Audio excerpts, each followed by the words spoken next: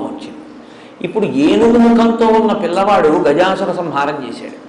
గజాసుర సంహారం చేశాడు కాబట్టి మీరు నేను సంతోషంగా ఉండగలుగుతున్నాం. వాడు అంత ప్రమాదకరమైన వ్యక్తి ఆ గజాసురుడు.